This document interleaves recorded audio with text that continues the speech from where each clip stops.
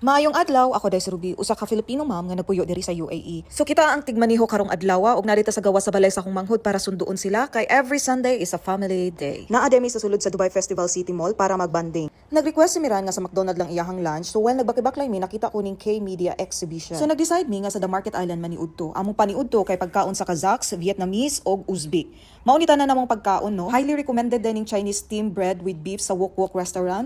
So pagkahuman na mo og kaon ni adto mi sa dulaanan sa mga bata kay excited na kayo si Amelia ug Miran. So while nagdula-dula ang mga bata ni dalikyat mi sa IKEA para mamalit lagi og whiteboard nga naay stand kay magsakit kaayo akong likod ug mag-study mi ni Miran nga maglingkod og dugay. Dili pud nako bet no kay perting mubua pod. So niadto mi sa Pan Home walay available dito so nagdesisyon na lang mi no na mamalit na lang sa Amazon. So niadto mi og Tim Hortons kay nang libre og matcha latte ang ako ang manghod. Salamat. Ngiting tagumpay sa daw be.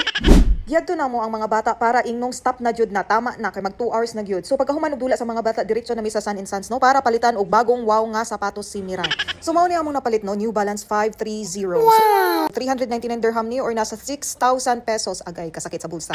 Karon pa uli na mi og gihatod na namo ang akong manghod no. Dayon ni diretso na dayon mi sa Ajman kay mag-grocery pa mi kanindot sa Sunset. Dayon ni adto na mi sa Giant no para mamalit og mga chichirya. Ang dingdong jud akong gianhi diri.